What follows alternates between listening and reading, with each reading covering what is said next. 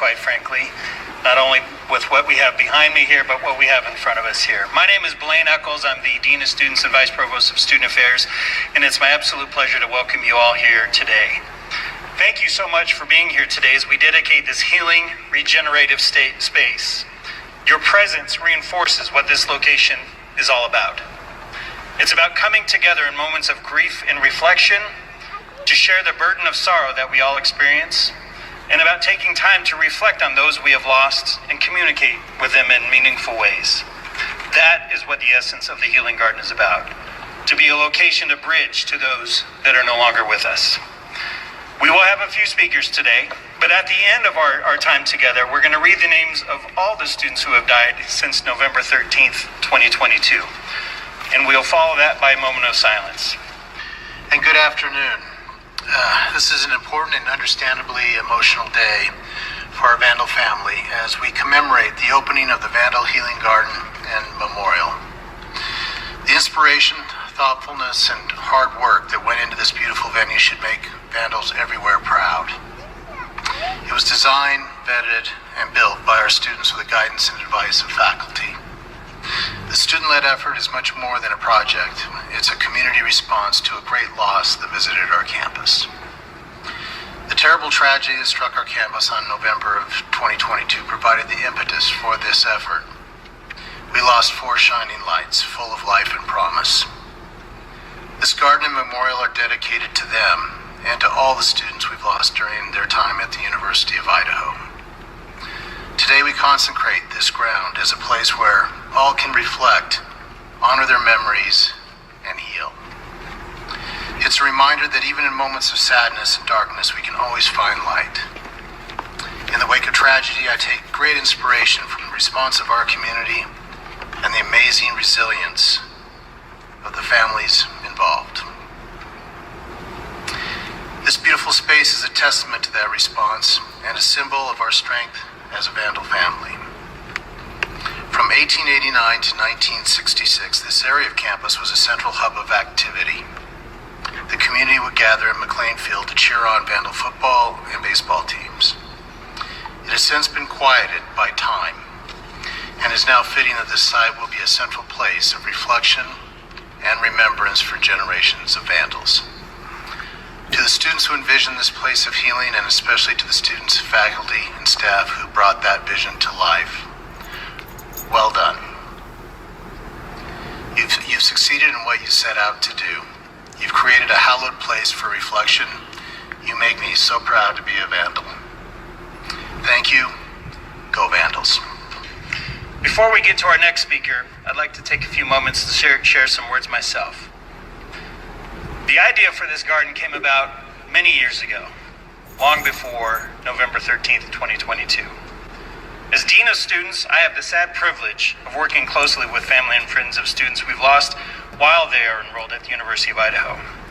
And since I've started my time here in 2015 as the Dean of Students, we've lost 37 Vandals who were enrolled at the university. When I visit this garden, I will always think of Kaylee Gonsalves, Maddie Mogan, Xana Kernodle, and Ethan Chapin. How could I not? But I'll also think of Mamta Kandel, a student from Nepal. Mike Bonar, who was in his senior year when he died. Hudson Lindell, shining beacon of fun. And Catherine Groggett, an incredible Vandal, great leader in her sorority. Names many of you will not know, but students who were enrolled here. And even before my time, we lost other great Vandals, such as Katie Benoit, J.T. Hess and Tracy Egan, who both died in a car accident together, as well as John Knudsen, William Schultberg, and Paul Johnson, 3 students who died in a fire in Galt Hall back in the 1950s. The loss of any individual is tragic and sad. But the thing that unites all of those students and many more is that they were Vandals enrolled here at the University of Idaho. And so this place, this sacred place, is for all of them. This specific garden began in earnest during some of the darkest hours for the University of Idaho. I do not need to recount the tragedy that befell us on that dark day in November of 22, when Kaylee, Maddie, and Ethan and Xana were all taken from us. I knew within days of that horrific incident that there would be a strong interest in creating a lasting memorial to them. There are many individuals who helped bring this space into existence, and this was truly an effort of many and could not have been accomplished without the love and care of so many and all the support that we received at the university. Our time together today is limited, and thus I cannot name all the individuals who have been involved, but I would like to acknowledge a few if you can indulge me for a few minutes more. Specifically, I want to thank the members that were on our Vandal Healing Garden and Memorial Committee. Drew Giacomazzi, Jaden Anderson, Syringa Riley, and Heather Blashka, all 4 students. They were the students we reached out to, representing Sigma Chi, Pi Beta Phi, as well as Alpha Phi, many of their members who are here with us today. Dr. Shauna Corey was one of the first people I asked to be on this committee because she has expertise and knowledge, and we have a College of Art and Architecture where we knew we'd be leaning on them. Celine Accord and Ray Pankoff from Architectural Engineering Services, Rusty Vineyard and his amazing facilities crew helped us out so very much along the way. Jeff Pilcher, Stacy Rauch, and Jamie Wagner from University Advancement, and Barb Smith from the Dean of Students Office, and Jody Walker. They round out our Vandal Healing Garden and Memorial Committee. But a project like this would not be possible without the help of donations and donors. Just know that whether you donated $1 or over $100,000, you are now part of the Healing Garden experience. Your support helped make this happen. And thus you too are part of the healing that will forever help students, family, and friends moving forward. I am incredibly moved and grateful by the acts of generosity shown towards the university and our students, and we raised over $285,000 in order to bring this garden into being. So thank you all so very much. One of the largest donations, though, we received was the gift of time, effort, and energy, and not just a few tears as well, by the students in the College of Art and Architecture. You'll hear more about their work in a moment, but I want to draw your attention to these wonderful individuals all over here in a black shirt. Wave, everybody.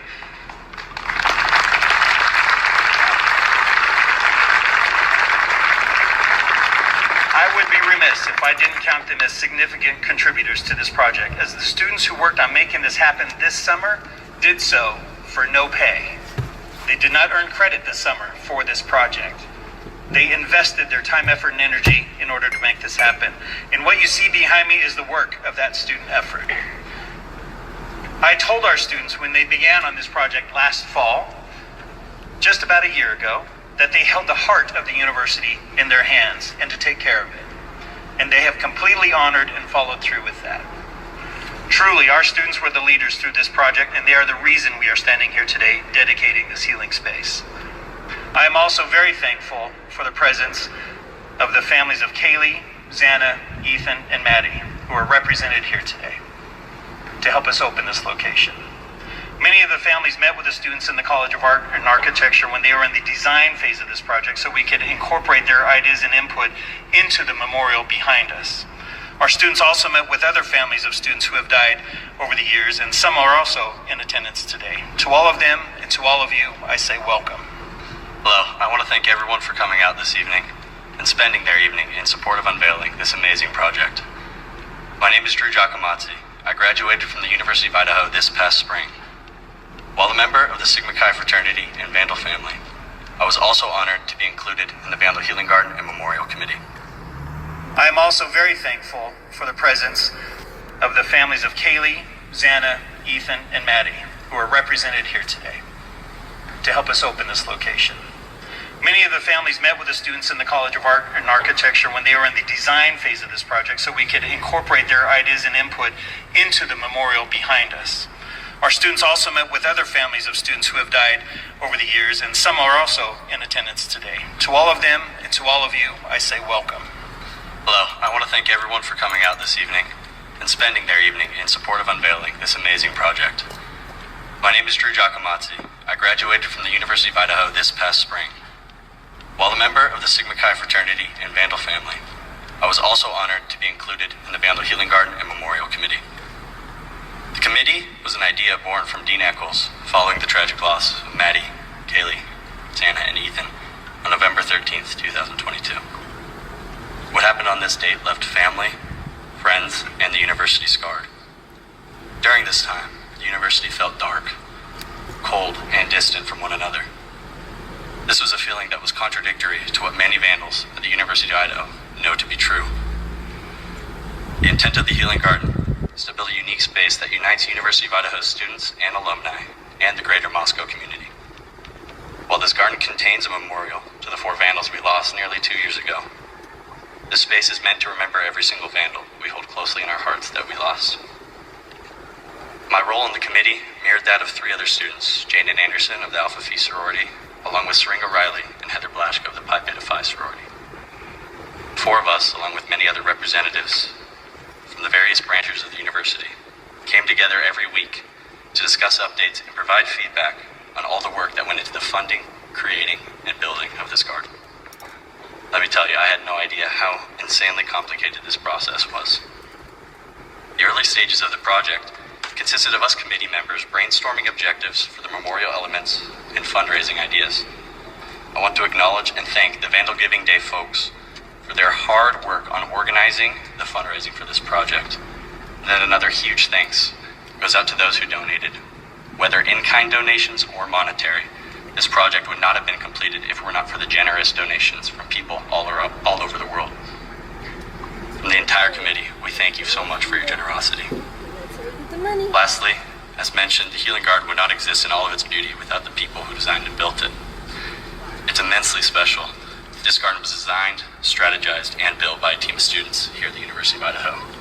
Led by Professors Scott Lawrence and Mandy Roberts, this group time and time again came to every meeting with new and innovative ideas.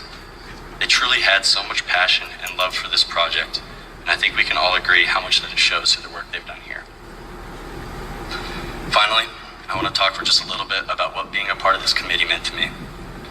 During my time at the University of Idaho, I was close with many vandals who passed away. And while the university has many resources to help aid and assist through the grieving process, there's nothing that can replace the memories of those friends. In the following months after November 13th, I tried to be there for my friends whenever I could, sometimes ignoring my own needs emotionally. It became easy to slip into feelings of helplessness. When Dean Eccles reached out to me about the possibility of joining this committee, I realized that this was something I not only wanted to contribute to, but that I could approach it with compassion, intentionality, and empathy. I'm so appreciative of the relationships it led me to build with faculty and students that I may otherwise not have connected with. The process of creating this healing garden foreshadowed the purpose of the space itself, to unite the Vandal family and Moscow community and remind each of us of the love that we're capable of giving and receiving. As I embark on post-college life, my 18-month involvement in this project has cemented in my mind that while life can be short, no vandal is alone nor forgotten. Do more of what you love to honor Kaylee. Spread that love with random acts of kindness for Maddie.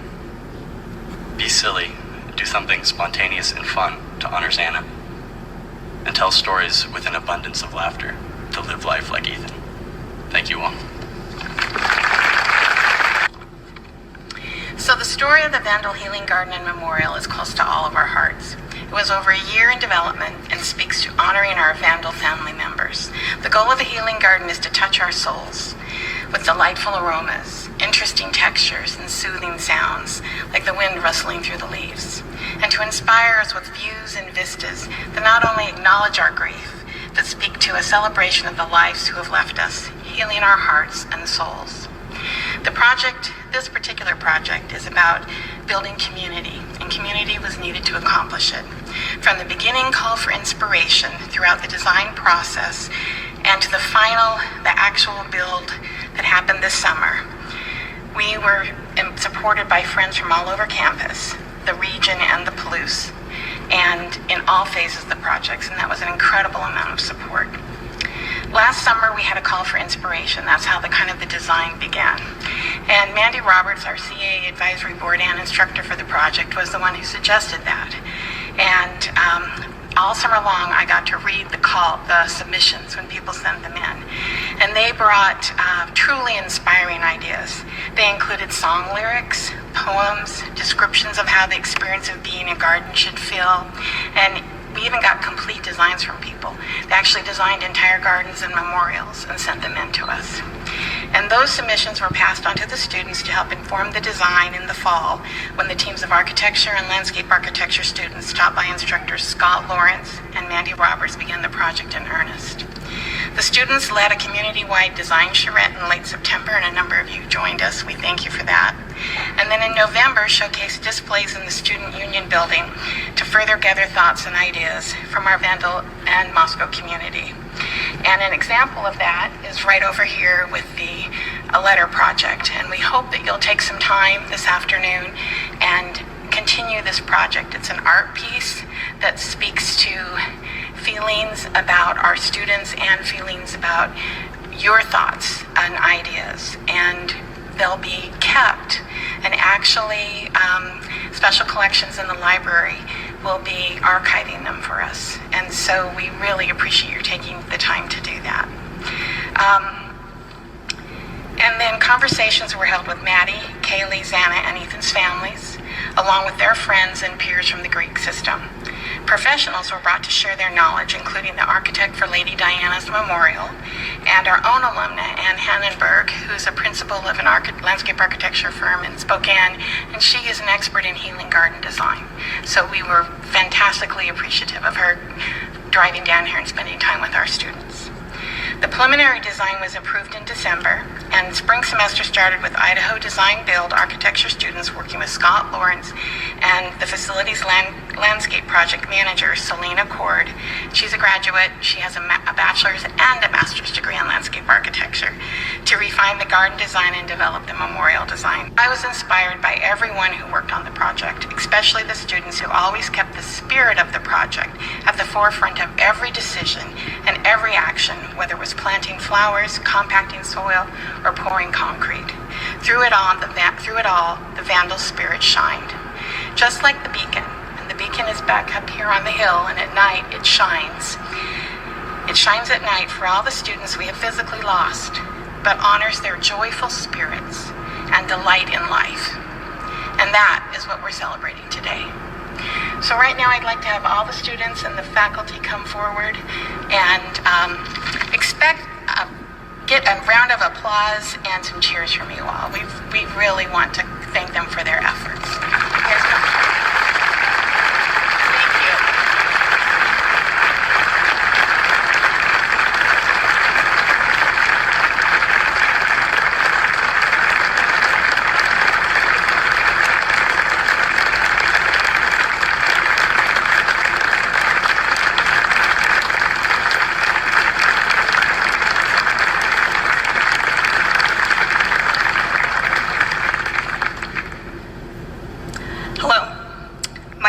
Smith, and I'm the student body president here at the University of Idaho. More than that, though, I had the pleasure of knowing Xana and Ethan and being in the same Greek community as Kaylee and Maddie. I'm honored to be here in front of you today to help open this healing location that will also serve as a place for me to remember these incredible people.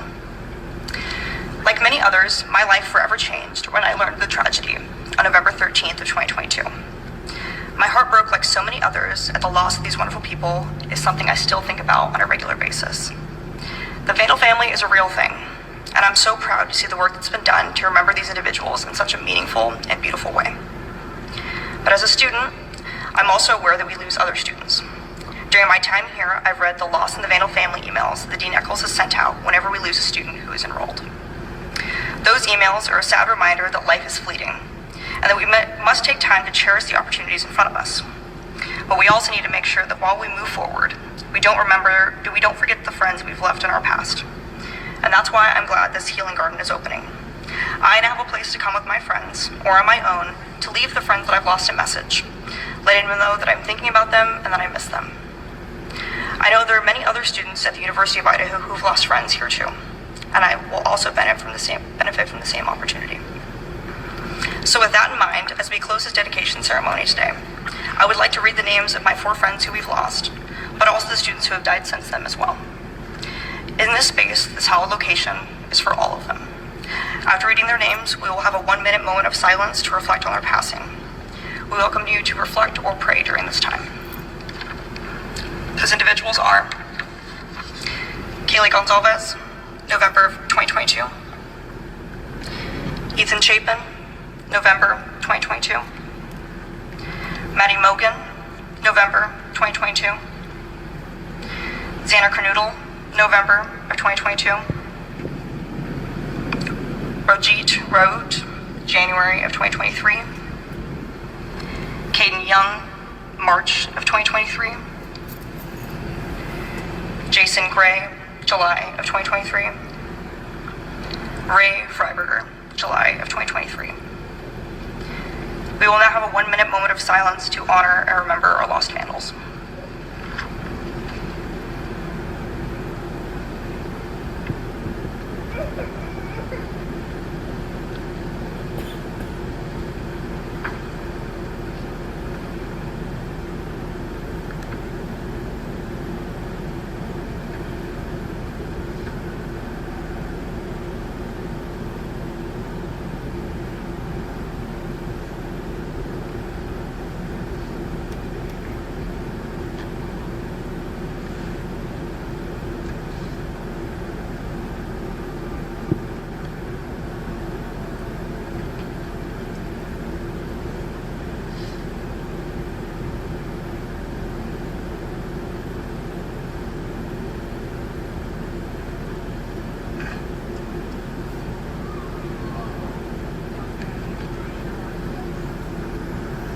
Thank you.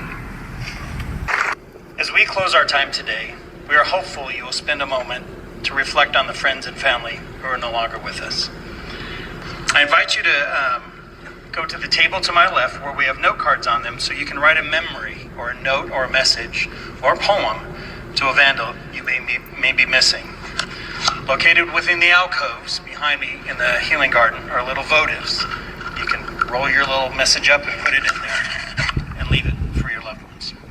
Our fantastic team in the University Library will be curating the messages that are left on an ongoing basis moving forward. And as you walk around and through the healing garden today, look for the students who built this garden and memorial and ask them questions about their experience. And know that while the garden is substantially complete, we still have a few things to do. We need to add some signage and a few plants need replacement due to the weather and stress of the original planting. And don't